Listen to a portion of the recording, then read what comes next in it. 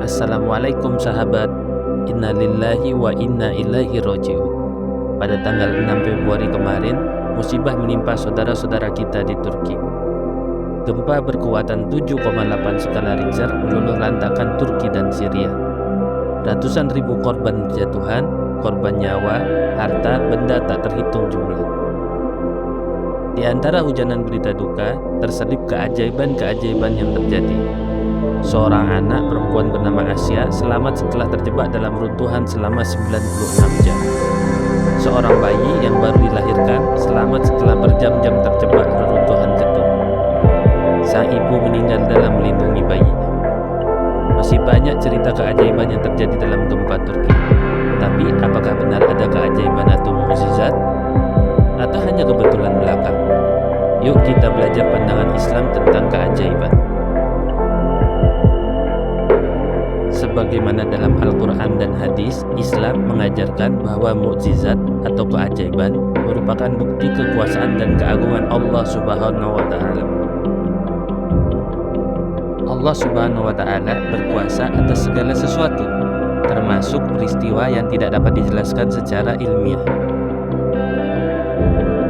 Dalam Al-Quran, Allah Subhanahu wa Ta'ala menyebutkan banyak keajaiban yang ditemukan di alam semesta sebagai bukti kekuasaannya.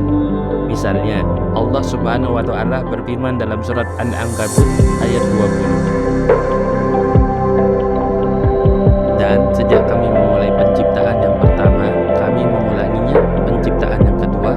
Itu adalah janji Allah, dan sesungguhnya Allah Maha Kuasa atas segala sesuatu.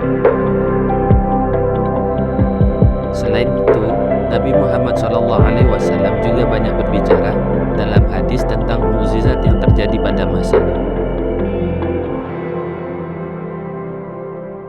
Banyak kisah mukjizat yang terjadi pada masa Nabi Muhammad SAW, seperti kisah Isra Mi'raj, kisah Nabi Ibrahim alaihissalam, dan kisah para nabi lainnya.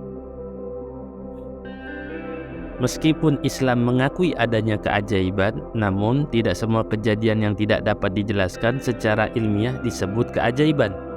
Islam menekankan bahwa setiap fenomena di alam semesta ini harus diberi penjelasan yang memadai. Islam juga tidak menerima gagasan bahwa keajaiban harus dicari atau dicoba untuk dijelaskan dengan cara yang tidak ilmiah atau tidak logis.